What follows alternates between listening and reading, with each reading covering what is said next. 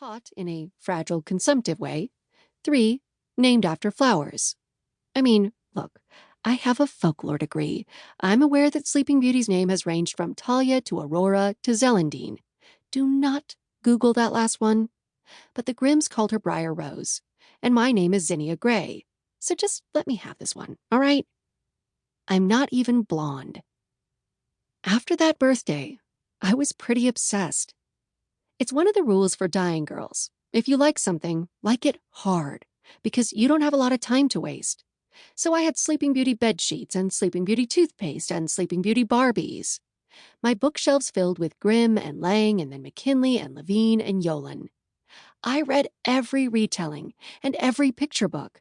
I bought a DVD set of the original Alvin and the Chipmunks run just to watch episode 85B, The Legend of Sleeping Brittany, which was just as awful as every other chipmunk-related piece of media. By the time I was 12, I'd seen 1,000 beauties prick their fingers on 1,000 spindles, 1,000 castles swallowed by 1,000 rose hedges. I still wanted more. I graduated high school 2 years early. Another one of the rules for dying girls is move fast, and went straight into the Department of Folk Studies and Anthropology at Ohio University. 7 semesters later, I had an impractical degree, a 200-page thesis on representations of disability and chronic illness in European folklore, and less than a year left to live.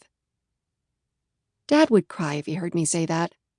Mom would invent some urgent task in her flower beds, tending things that weren't going to die on her.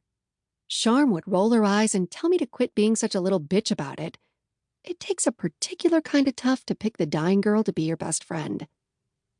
All of them would remind me that I don't know exactly how long I've got, that generalized Roseville malady is still largely unstudied, that new treatments are being tested as we speak, etc., etc.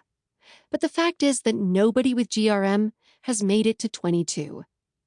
Today is my 21st birthday.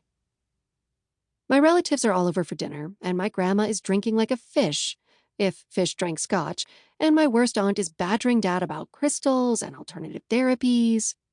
My cheeks hurt from fake smiling, and my poor parents are doing their very best to keep the celebration from feeling like a wake. And I have never been more relieved in my short, doomed life to feel the buzz of my phone on my hip. It's Charm, of course. Happy birthday.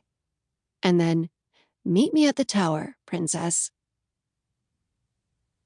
Towers, like wicked fairies, are pretty rare in Ohio.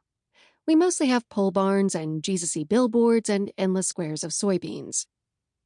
Roseville has a tower, though. There's an old state penitentiary out on Route 32, abandoned in the 60s or 70s. Most of it is hulking brick buildings with smashed-out windows and mediocre graffiti, obviously haunted. But there's an old watchtower standing on one corner. It should be exactly as creepy as the rest of the place, poisoned by decades of human misery and institutional injustice.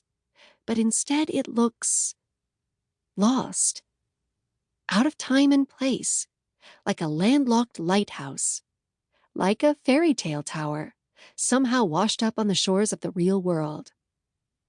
It's where I always planned to die, in my morbid preteen phase. I imagined I would dramatically rip the IVs from my veins and limp down the country road, suffocating in my own treacherous proteins, collapsing gothically and attractively just as I reached the highest room. My hair would fan into a black halo around the bloodless white of my face, and whoever found me would be forced to pause and sigh at the sheer picturesque tragedy of the thing. Eat your heart out, Rackham. God, middle schoolers are intense. I no longer plan to make anyone discover my wasted body because I'm not a monster, but I still visit the tower sometimes. It's where I went after high school to ditch track practice and get high with Charm. It's where I made out for the first time, also with Charm, before I instituted Dying Girl Rule number 3. It's where I go when I can't stand to be in my own house, my own skin, for another second. I switch off the headlights and coast the last quarter mile down Route 32 because the old penitentiary is technically private property upon which trespassers will be shot and park in the grass. I pop my 8 o'clock handful of pills and make my way down the rutted lane that leads to the old watchtower. I'm not surprised to see the orange